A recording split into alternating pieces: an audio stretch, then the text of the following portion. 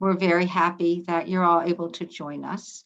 I am recording this session just to let everybody know that it's being recorded. I worked in nonprofits myself for quite a while and found it very,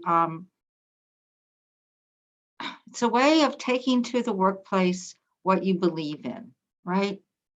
And so, and to have, I think a lot of people are attracted to nonprofits because of the meaning that they add to life. So what I want to do right now is just to invite our guests to talk a little bit first about their own career paths, which I think every career path is different. And so I'd like to start with Mira, without talking about your Peace Corps stuff yet. Talk about your own career path, if you could, please. Oh, there we go. Hi, everyone. Like Jackie said, I'm the Peace Corps rep here at UNC. I'm also currently a graduate student at UNC, so my career hasn't exactly started quite yet, but basically I went to undergrad for political science and urban planning, and then I joined the Peace Corps immediately after undergrad, and then 2 weeks later after finishing Peace Corps, I started at UNC. So you can see it's been kind of a quick progression from school, Peace Corps school. And I also currently work in the Department of Transportation doing performance auditing. So I've had most of my career, I guess, in the public service, either working with local governments or at the federal level. And I would say the whole motivation of working in public service really stemmed from my undergrad career and then being able to work with the Peace Corps at the federal level. So if you have questions about government work or the Masters of Public Administration or City and Regional Planning program, you can also reach out along with questions about Peace Corps. So. Thank you. Thank you. Somebody was just yelling if the workshop was on. Toya, welcome. We're glad to have you here today. Could you please tell us a little bit about your career path?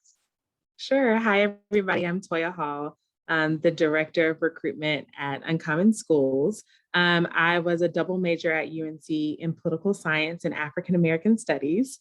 And then I actually, so shout out to Career Services, I worked with Ms. Jacqueline to become a Teach for America core member in Houston, Texas. So thank you so much for starting my career. Yeah. So thank you so much for starting my career or helping me start it. And then so I was offered and accepted into Houston, Texas. I taught 3rd grade and 5th grade. I was in Houston for 3 years. And then I decided to get my master's in international education from New York University or NYU. So I transitioned from Houston to New York. And then I decided while in graduate school, I was going to work abroad. And so I worked for the Department of Basic Education in South Africa and wrote rural educational policies for them for about 6 months and decided, I don't think I can live abroad full time. So I came back to the States and started in another startup nonprofit sector working for Black Femme, which is a financial literacy company that writes financial literacy for women and girls of color to build and sustain their wealth. Decided it's tied to education, it's tied to my passion, but like it's not directly aligned. So let me switch gears. And I actually went to a Teach for America networking event in New York, met somebody from Uncommon Schools, had never heard about Uncommon Schools, was, if I'm being very honest with you all, was very anti-charter at the time. And through a conversation with them, I learned that not all charter schools are the same, did my own research, and literally within a week, I had a job at Uncommon Schools. I started off as a talent recruiter, so on the grounds, going to career fairs, hosting information sessions for a year, and then was promoted to support 2 out of our 6 regions, and then was recently promoted to support our entire 6 regions with recruitment efforts. So that has been my journey. So I'm a little back and forth, but I am here. Now, I am going to take advantage of the fact that I knew you back when and ask you to please tell our students, when you were an undergraduate, what were you involved in and how did that lead you to where you are now? So it's interesting because I was kind of a student athlete, but not really a student athlete. So I was the head manager of the varsity volleyball team at UNC, while also managing the team, which I feel like is a full-time job. I also had a part-time job at Crabtree Valley Mall. And then I also was involved with the Campus Y. So I was the treasurer for the NAACP. I also was a part of BSM. And then I also was a part of Carolina Kickoff, were my main 3 organizations. And you still had time to study and get good grades, as I remember. You're a busy woman. Yeah. Something like that. But all with Busy. your help, though. All with your help. I would say, like, I'm not being facetious when I say this, y'all. I literally would not be here if it had not been for Teach for America. And Jacqueline was very, very helpful in every step of the process. So even if you don't know what you want to do with life, I would say just reach out to them because they have a wealth of knowledge for sure. And we are not paying her. Thank you, Toya. That's so sweet. That's so sweet. Karin, welcome. We're glad to have you here today. Could you tell us a little bit about your career path? Sure. So I'm also a graduate of UNC quite a long time ago, but I'm not ashamed to say it was back in 1994. I majored in industrial relations and psychology. And it's funny that you mentioned to talk about what we were involved in. So I was the president of the Industrial Relations Association at the time, and I was trying to get into human resources. And as part of that group, we would go and tour some of the local companies, which was very cool. It was a way to network. It was a way to really understand what the world would be like after I graduated. And then I was also part of the career services, and that Target did recruiting on campus. And so I interviewed with them in the fall there on campus. And then I interviewed with them in the spring and was offered a position with Target in the spring. And while I couldn't get into an HR job, even though I was also involved with the Ronald McDonald House doing things, I did an unpaid internship back in Charlotte on the weekends and then would come back to school during the week, trying to get into HR, but it's pretty difficult. So I took the job with Target because it held a lot of the principles that were very beneficial to employees, and was there for just a little over a year and had a manager that knew I was interested in HR. There was an HR opening and I haven't looked back since. So I've switched companies. I went from Target to FedEx, and then had 2 beautiful babies and dropped out of the workforce for a while. And then when I went back to work, decided that I wanted it to be something that was a little bit more personally fulfilling for me. And so that's how I ended up in the nonprofit world at the Nature Conservancy. Could you tell me, because we often tell students that your first job's your first job. What transferable skills do you think you gained at Target? And I think Target has a great training program. What transferable skills did you gain from Target that you're now using with the Nature Conservancy? So many things, yes. As you probably can't imagine, there weren't many Target stores in North Carolina at the time. I'm that old, and they're really only in Charlotte. And so I helped them open new stores. I helped them do training. I was part of their management training program and was able to see how that worked and what I would like to do if I were in charge of a training program, which all of those skills have transferred throughout my HR career. They also helped me with tuition assistance, and I just took ongoing classes at that time too. And then I transitioned to FedEx, and FedEx helped me pay for an HR certification that's kind of really well known in our industry. And so they supported me in terms of the time to study and the money to take the test and the continuing education. And so I've been able to just take all of that into my current role, which is a very much smaller organization. And so it's kind of, I learned the policies and procedures and how to do things, and then I can do it in this smaller organization and bring all of my previous skills and knowledge and decision making. So when we have something that comes up that doesn't happen very often, I'm able to recall all that experience from the larger organizations. Excellent. And I was here when you were an undergrad. So I could have been yours. Gloria, welcome. We're so glad you were able to join us today. Could you tell us a little bit about your career path? Hi, good afternoon, everyone. Yes, I'm very happy to be here. I was also a UNC student and I studied health policy and management, and I knew that I wanted to connect what I was doing with the social determinants of health, kind of similar to what Myra had mentioned. That's always been something that I've experienced firsthand. I think we all have. And so naturally, I saw a Healthy Schools Coordinator position in Guatemala, and I signed up, and I am so glad that I did that. I would do it again in a heartbeat. So I was a Peace Corps volunteer for about 2 years, and then near the end of our service, folks kept saying non-competitive eligibility for federal positions, and I was like, oh, I'm not going to use that. I'm going to use the Peace Corps Coverdale Fellowship, which allows you to study at certain institutions and receive scholarships. And I was dead set on going to Columbia and studying the education program there. And then COVID happened. And I said, let me look at that non-competitive eligibility to see if I can get a job. And so I looked at some opportunities that were available on the Peace Corps repository on the website, and I found some that were near my area. And I'm now a human resources staffing specialist with the EPA in North Carolina. So I'm still close to UNC. And I'm also the special emphasis and diversity program manager for the Hispanic employment program, which has connections to my own roots. And I think that that's a way for me to really include that diversity and inclusion in the work that I do every day. Thank you. And I'll ask you a similar question. Could you tell us a little bit about what you were like really into when you were an undergrad? Sure. So I think all of the things that I did kind of connected in a way back to those social determinants of health.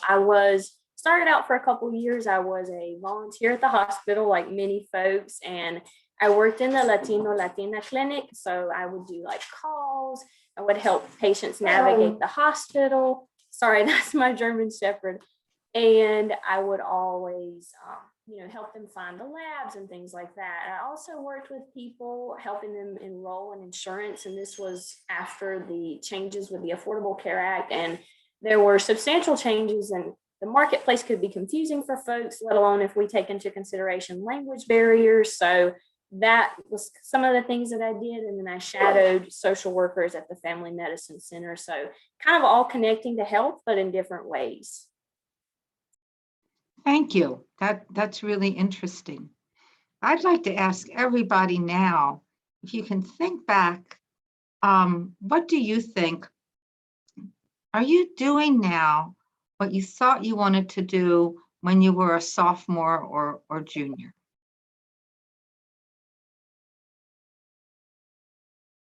But I bet you're using a lot of the same, I bet your skills and interest, but you're using them differently. Mira, I'll pick on you first, thinking back to when you were like a sophomore or a junior. Well, I actually went into undergrad thinking I was interested in going into seminary school in theology. And I think for me, it was this idea of working in communities, being very people-centered, and just wanting to ideally make a positive difference in communities. And I think somewhere down the line, I realized that I didn't want it to be based on religion, that I wanted it to be based on whoever I was surrounded in that moment. So for me, even though I'm obviously not working in seminary or in the church or anything like that, that the idea of community building and having it be people first is still really important to me. And I think that's what drew me to working in local governments and grassroots level kind of community engagement. So I think there's always been that theme of engagement with people around me. And that's been really important. And I continue to use that today, and obviously use that in my Peace Corps service a lot. So that thread remains. Definitely. Oh yeah, I bet you have the same answer. What's so as a I'm like, oh, what did I think of? As a sophomore, I knew I wanted to go to law school when I was a sophomore, because that was when I was still a political science and international relations major. And then I took French, again, full transparency, y'all. I sucked at my foreign language and was like, I can't do this. My life is over. The plan that I had is over. What do I do? So I switched because I always had a passion for diversity, equity, and inclusion before it became a thing that it is today. And so I I spoke with a couple of people, decided to double major in African American studies or make it my second major.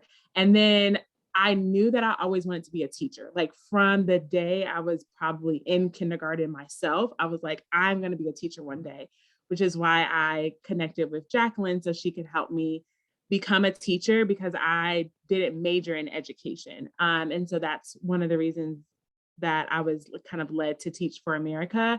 And then in Teach for America, I thought, okay, I'm going to be a teacher for the rest of my life. Most of my family are teachers.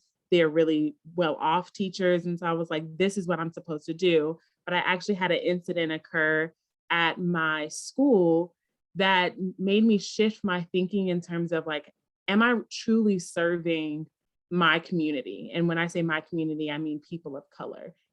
Is this school system truly supporting the people who I think also need to benefit from an equitable education? The answer was no. And so that's what kind of pivoted my shift into, okay, let me try to work abroad to learn more, or let me try to work at a startup nonprofit and see what they're doing. And I've ultimately landed at Uncommon because my thread or theme, similar to Myra, is equity, diversity, and inclusion ultimately. And so through the work that I currently do, I get to talk to people like you all who are maybe invested in like students and like teaching the next, what some people call heroes of tomorrow, and really seeing like what makes you tick and what's your passions about.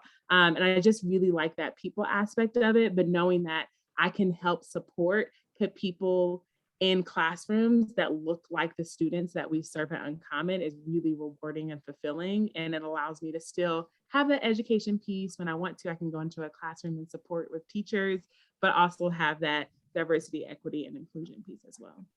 Thank you, Toya. Karen, how about you? When you were sophomore, junior, what were you thinking about? My sophomore year, I was anticipating to go to business school, and it isn't that much different, but I really thought I would be more like the finance accounting track, and that was not me at all. I came from a very small school in North Carolina, took my first psychology class my sophomore year and was completely hooked, and then tried to figure out how I could get the two to work together. And so HR is that perfect balance for me. So then it was, get, parental influence, I guess, get a real job after you graduate, and nonprofit then at the time was not really considered that. And so I just assumed I would be working for these Fortune 500 companies all my life, but it's so cool to be working for a nonprofit and to bring these skills to a place where they really value you are the HR person. And so they really value all the knowledge and experience that you have. And yeah, I never thought it would be just me and I would be responsible. So it's very rewarding, and I work with great people. And yes, it's personally fulfilling because I get to see what I do impacts the way that they're able to work and get things done. So that's the reward in it for me. And that's a wonderful organization. We're so lucky to have it. Gloria, thinking back, what were you kind of thinking in those years? Oh, I went back and forth a lot. It's kind of funny to look at my transcript. It's like, were these different people? So I think I came in as a biology major, dead set on going to medical school, like many folks at UNC. And then I changed to psychology after those weed out classes. And then I think it was exercise and sports science. And I finally came across health policy and management because I started thinking, there's different ways to sort of, I think a lot of people do medicine because they want to help people, right? And in a way that's associated with health. And then I think a lot of times when you're in college, at least for me, being from a very rural area and not seeing things necessarily on a systematic scale and how those things affect us all, was when I started realizing the social determinants of health. If people don't have a car, they can't make their appointments. And it's not just when you go to the doctor, it's do you have access to healthy foods? Do you live in a food desert? All these different variables, right? And factors that I started realizing. And so I felt like health policy management was a good major because it kind of combines the management side, like Corinne was talking about, knowing the finance side, which wasn't necessarily my forte, but it is important. And then the policy side, which I started thinking about as a doctor, which is a great profession for many folks, but you can impact people on that individual level versus with policy, you can impact populations, nations, so on and so forth. So that really interested me. And then I was like, I want to be on the United Nations and, speak different languages. And so Peace Corps. And now I'm in HR. So I'm definitely, I think, at the early stages of my career. And this opportunity has been nice because when you are in HR, you do interact with a lot of different people, and you can sort of, having had those experiences outside of the country, relate to folks in a different way. And so I'm just trying to absorb as much information as possible. And I'm thinking now I might want to go back to law school. That's something that's still been in the back of my mind. So it's to be continued. Thank you. Thank you. Now I'd like to ask each of you to tell us a little bit about your organization and if there are any opportunities for internships with your organization or for jobs for people when they graduate. Let's mix it up a little bit, and let's go back to let's go back to Toya and tell us about Uncommon Schools and opportunities that are there. Happy to. So Uncommon Schools owns and operates 57 high-performing public charter schools in New York, New Jersey, and Massachusetts. Our aim is to making sure that all of our scholars get to and through college. And we actually have an alumni success team that supports them in that through part to ensure that 100% of them can graduate after 4 years.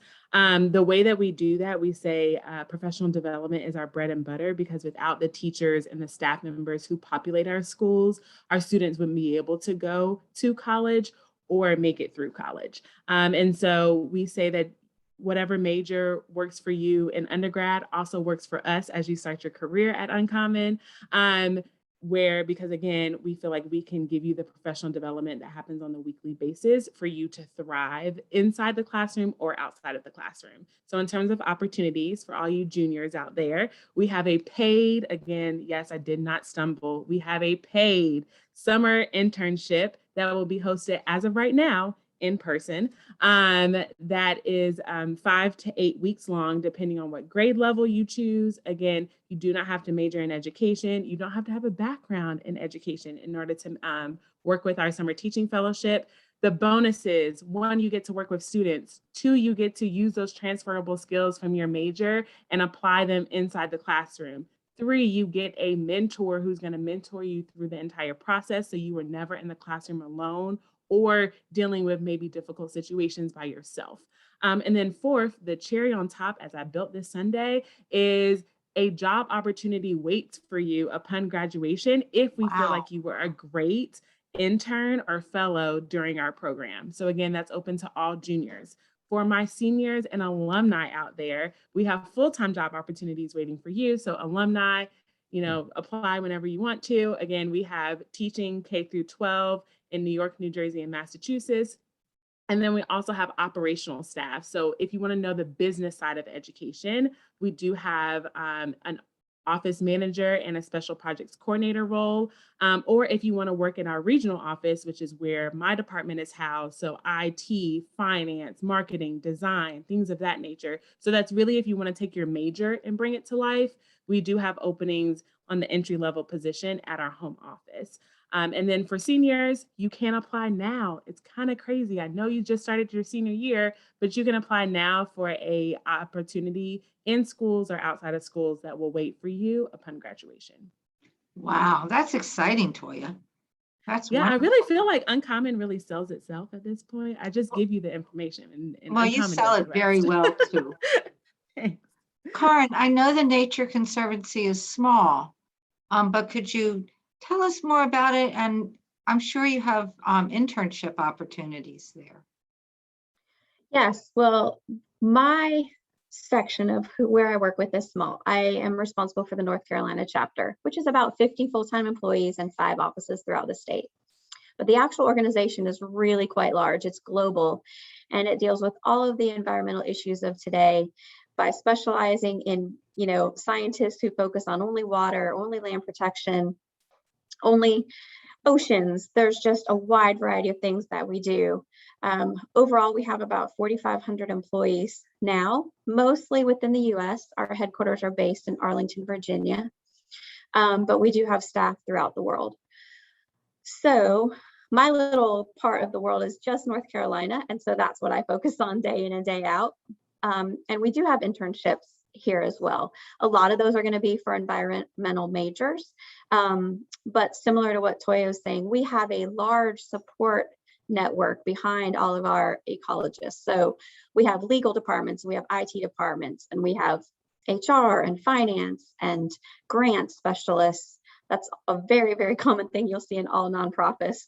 So we have a wide range of other opportunities besides just environmental science. There are so many internships that we do. They are paid. North Carolina does at least 5 to 8 every year. Like I said, most of those are environmental based, but we have internships all over the world. A lot of things were based from remote work before COVID ever happened. So if you had an internship working for the New Zealand and science, they still could be based here and you could still be doing it remotely.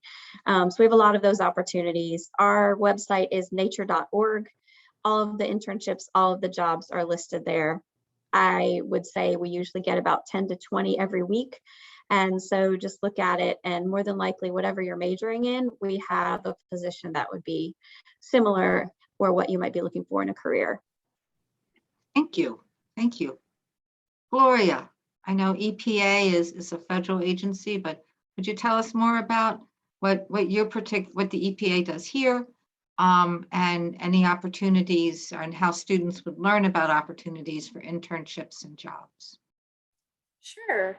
So it goes really similar to the Nature Conservancy. We have an abundance of scientific related positions, whether that be epidemiologists, toxicologists, biologists, but we also have several support staff that, keep the agency running, like me, for example, in HR. We have a lot of administrative positions, like she said, grant specialists, accountants, attorneys, you name it. And we do have several student intern positions for those that have not yet graduated and are currently enrolled, and then as well as for the alumni, if you have a qualifying degree, for a lot of times you can qualify on the basis of the degree alone.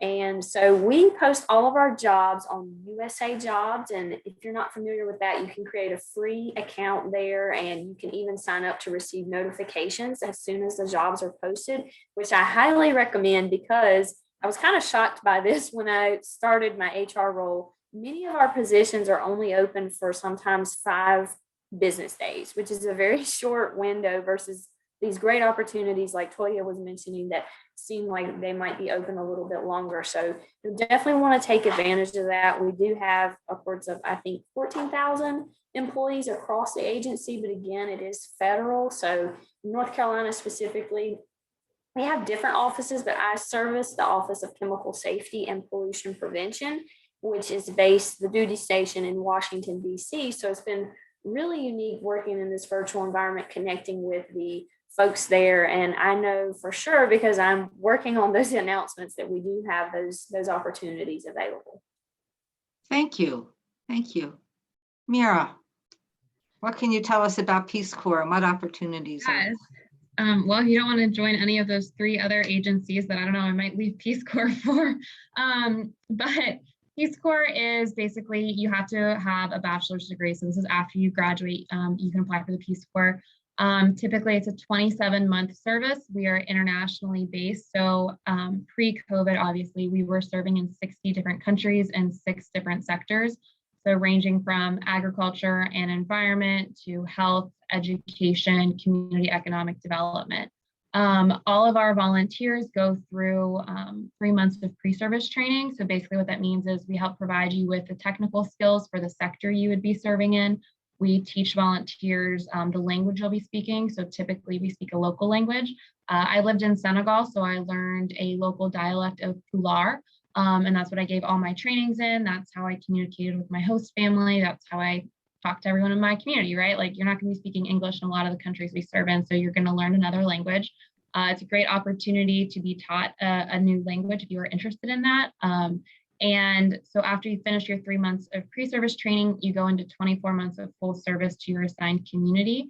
The great thing about the Peace Corps is, like I mentioned, most of the time our volunteers live with the host family, so you get to learn even more about the culture you're integrating into.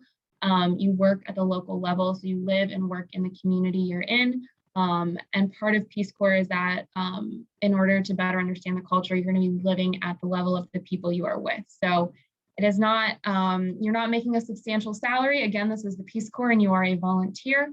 But one of the nice things is when you do finish Peace Corps, so even though you haven't been making a salary for the past 2 years, you do get a resettlement allowance of about $10,000 to help you with the next steps of your life. And then what was previously mentioned, we do have a fellowship program. So if you are interested in going to grad school, Peace Corps can help pay for that.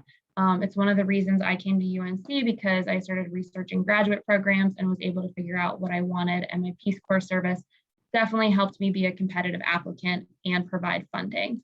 And then one of the other benefits is also that you have non-competitive eligibility. And what that means is if you're interested in working at the federal level, so an agency like the EPA, USAID, HUD, anything like that, has to be federal level agency, but you can be frontlined for an interview, and it's basically an easier way to get your foot in the door with the federal government. It's an easier hiring process for them. So we have a lot of volunteers who kind of get streamlined to the federal government, case in point, me. And so it makes it a little bit easier to start working at the federal government level. And some other benefits besides the fact that you get to live in an international environment, you get to learn about new cultures. Everything is paid for, your medical, your dental. And it's one of the only ways to get professional international experience. So if you're interested in working at the international level, obviously they always say, you know, we need 3 to 5 years of professional experience. And sometimes that's hard. I came from a low-income family, so being able to be in the Peace Corps, have everything paid for, it was a great opportunity for me to learn another language, have an international experience, and learn more about community development. And I'm here in career services all the time, so you can always schedule an appointment with me if you want to talk one-on-one and learn more about our different sectors, what it's like to be a volunteer, and answer any questions you have. So I definitely want to give the floor back to our 3 other speakers because you have them here and they're very valuable people to talk to. But if you do have questions, please reach out through career services, and I'm always here to help. So. Thank you. Thank you, everybody. Before I open the floor to questions, which I'll ask students to please put in the chat room, I'd like to ask you to please, each one of you, take a minute or two. And what advice would you give to people right now as they're figuring out what they want to do, looking for a direction, applying for internships and jobs? What advice could you share? Let's start with Gloria. Oof, that is a good question. So I think for me, it comes back to what are you passionate about? And it can take some time to figure that out because at first, you know, a lot of times people that give the example of a lawyer or a doctor, and it's not always what it seems on TV. So if you can find an opportunity where you're going to get in the trenches, so to speak, and you know, realize what is that work really like? Do I enjoy doing this? Because I've realized with the HR position, it is wonderful, but I'm a very dynamic person. I love to be speaking. I love to be moving. And it's been challenging for me to be on the computer, it feels like all day. And so that's something I'm making a note to myself. Okay, need to, you know, look for a job that incorporates a little more movement. And I love, you know, opportunities like this to speak. So I've told that to my supervisor. And so it's a combination of what are you passionate about and how can you find ways to connect that with the position that you're in. Thank you. Thank you. Karin, what advice would you give to students at this stage? I would say, well, first of all, I want to give a plug to the Peace Corps because we do hire quite a few people have come through there to go into our organization as well. So shout out to them. But things seem to be changing right now in the world of work. But up until about a year ago, it was pretty hard to find a position right out of school. And I have a feeling that what's going on right now might be temporary and you might not be graduating yet. And so if things change back to the world of work where things are a little bit more competitive, just know that it's fine to go from internship to internship. It is totally fine to network by volunteering, getting your foot in the door. We even have seasonal burn crews that you don't really have to have experience for. You just have to take some online classes. Anyway, if you're very passionate about something, any way that you can get your foot in the door is what I would recommend. And with nonprofits, that's usually pretty easy because they have volunteer opportunities and they are looking for people to help out. And so it's kind of a good niche that you can help yourself with by just networking, getting to know people. And in terms of my organization, we're all very close with other organizations like us. So there are a lot of environmental organizations throughout the state. We all work together. We all know each other. All of our communications directors talk to their communications directors. We know of internships that they have. We send each other back and forth. We don't have a lot of career progression within our organization, but sometimes people leave our organization, go to some partners. And so, well, I'll just say like Triangle Land Conservancy, and there's land trusts throughout the entire state. We do go back and forth between federal and state agencies as well. We've taken some people that work for the state and vice versa. And so it's actually this really small network, even though our organization is very large, we partner very well. And so there's a career path in the environmental sector. It might not be always with the Nature Conservancy, but it's going to be putting you along your way in your career path with either us or people like us. Wonderful. Toya, other than coming to career services, what advice would you, which I think is great, what advice would you share with our students? So I would say ditto to everything that has been previously shared. So I'm picking a couple of new things. One is that you don't just have to pick one thing. I think sometimes at UNC, in my experience, it was, I must do this, and this is going to be my trajectory. But I think what I appreciate now, hindsight being 2020, is that I could do Peace Corps and then come to Uncommon Schools and then transition to something else. That's essentially what we do with Peace Corps and for Teach for America. We work with them on a national level, and we're saying, great, do their programs for 2 years, 24 months, and then come to Uncommon and start your career. So you don't just have to pick one thing. The second advice I would give you is do an informational interview. So think about the job that you think you want and find somebody who actually holds that job and either email them or call them and let them know, like, hey, I just wanted to learn more about your trajectory. Could we do a 15-minute interview? Where you ask very open-ended questions, i.e. people love to talk about themselves. So you just ask, how did you get from undergrad to where you are now? That will give you a 15-minute conversation right there. And so informational interviews are great because then you'll learn kind of like, what are those obstacles that they had to go through? How did they mitigate those obstacles? Or now after speaking with them, maybe you have a different trajectory that you want to take. And then my third suggestion would be take some time to reflect with yourself and figure out what excites you every day when you wake up. I know it's very simple. It sounds like, okay, Toya, I do this every day. Like, I don't know. But like whatever that is, you're probably going to find a job that's within that field. And so think through, again, what gets you up every morning and puts a smile on your face consistently. And whatever that is, think through if there's a job or try to do some research around, is there a job that will allow you to have a smile on your face every single day? Thank you. Thank you. Mira, what advice would you give to folks?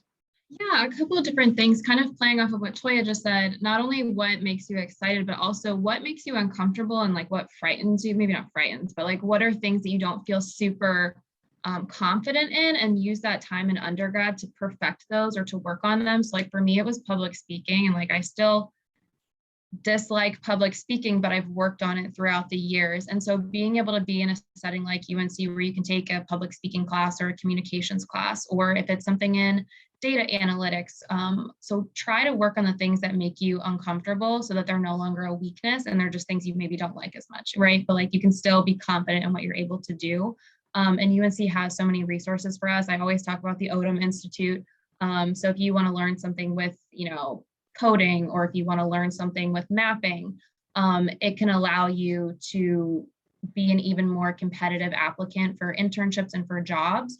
And then I think my other thing would be to just, again, I think this was mentioned earlier, but don't be afraid to hop around. You don't have to just stick to one course, because the more experiences you have, the more diverse, it makes you as an applicant. And it also could open up a path to something you hadn't even thought about. So don't think you just have to stick with one thing, but have lots of different experiences and use the resources we have at UNC, because I came from a really small undergrad of only about 2,000 students. We didn't have cool things that UNC has that supports their students. So use them while you can. I know we're all back on campus and things have started to open up again. So if you can take advantage of them, whether it's speaker series or the rock climbing gym or anything like that, I think you should just try to make the most of your time here, because it won't be like that when you graduate. And things will be much more expensive. So taking higher education will be more expensive once you leave UNC, and you might not have the same time that you have to do that now. So that's my final thoughts.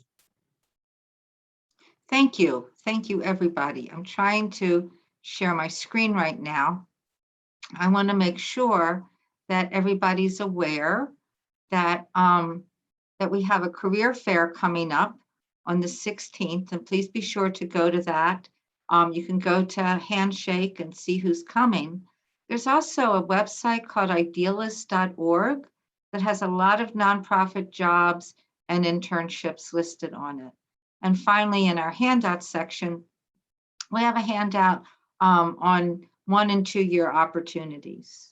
I'd also like to ask you to please, and this is in the chat room too, please take a minute and evaluate our workshop. I think we've had a wonderful, wonderful group of panelists, but I want to hear from you, and there's always room to improve. You can either go to this QR code or one of these links, and that'll take you there. So please take a minute to do that. I put it in the chat room. If anybody has any questions, would you, in our last 10 minutes, can put them in the chat room if you like. And this is for you, Toya. Can you see it? Are there any opportunities for college sophomores this year? I'm not a junior yet, but would love to be part of the summer teaching fellowship. Is there anything I can do for Uncommon in the meantime? So the short answer is yes. I don't know if any of you have heard, but there is a teacher shortage. It's been going on for about 10 years now, and COVID has just really blown it up to proportion. And so, yes, there is. The easiest way for us to connect to see what volunteer opportunities there are for you is to either find me on LinkedIn, which is just my name, Toya Hall, or I can put my email in the chat as well, and feel free to email me your resume, and then we can figure out what's the best fit for you. If you're looking for, because we're all about collaboration in the nonprofit area. And so if you're looking for a paid internship as a sophomore that's focused on more like the educational, I would say building your education or your teacher toolkit, then you're going to want to look at a company called Breakthrough Collaborative. So they're on the more national scale. Uncommon's just operating in the Northeast right now, but they do have internships for for freshmen or first year and second years that are paid.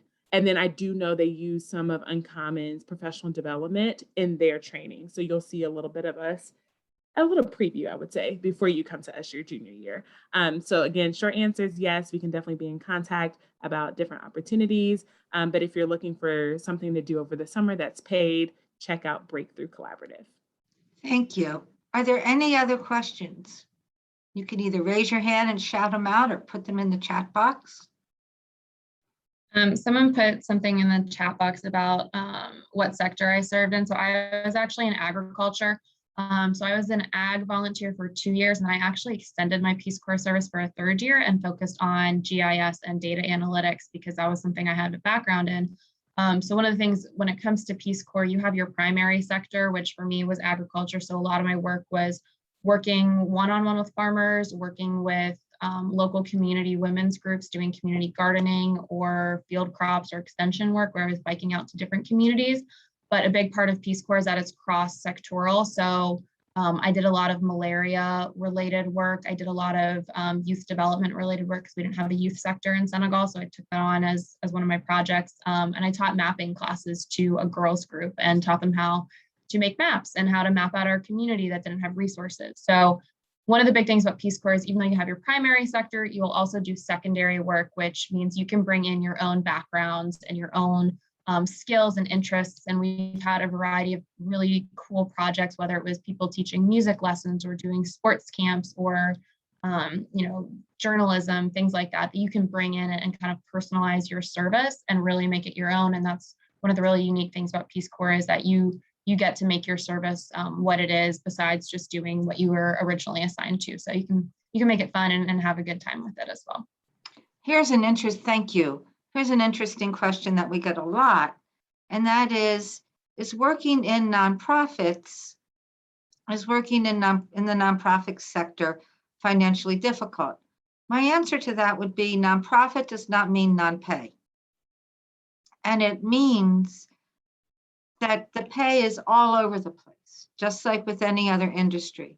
If you're working in a small, what I call a storefront nonprofit, then the pay will be livable, but you're not going to Paris every summer.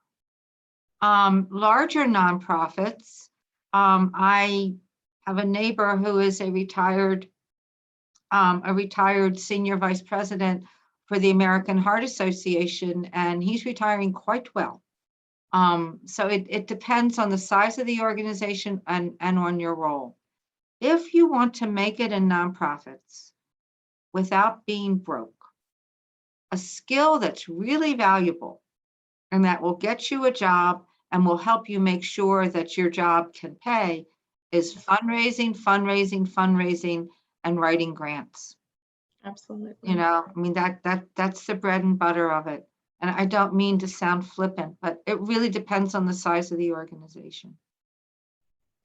That's very true. I would say in a large organization now, we have to be competitive with other places too. So, we have a lot of grants that we write, and to make sure that we can have paid internships, to make sure that we can provide a good wage. And it is not just hand to mouth kind of salary. It's not paycheck to paycheck kind of salary.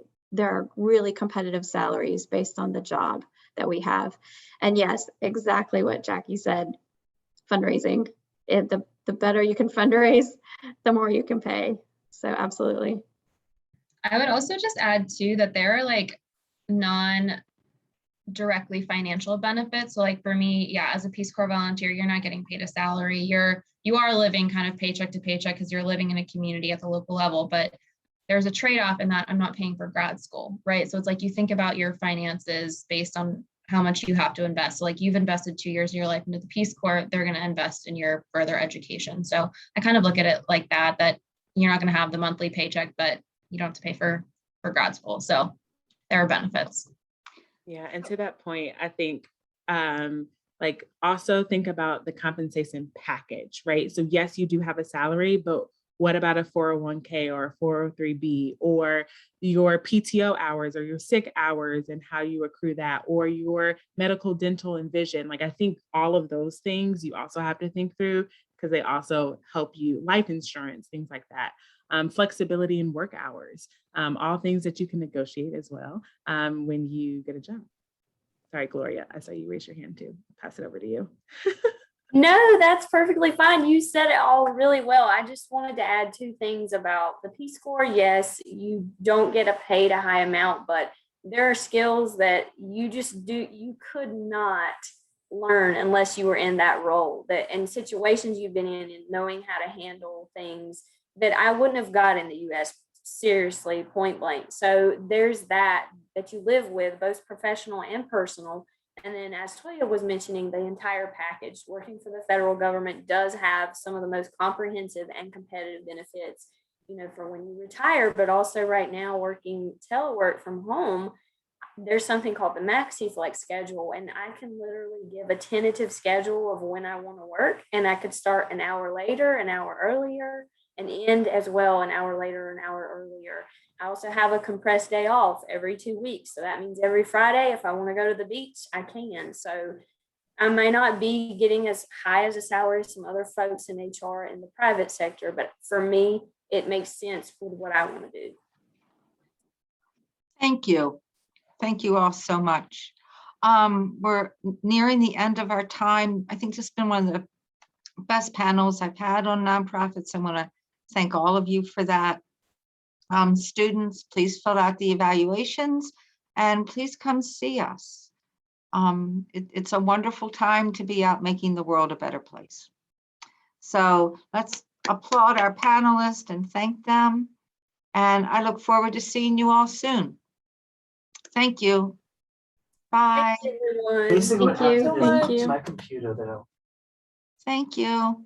Thank Bye. you. Have a great one. You too. Thank you. Thanks, Jacqueline. Bye.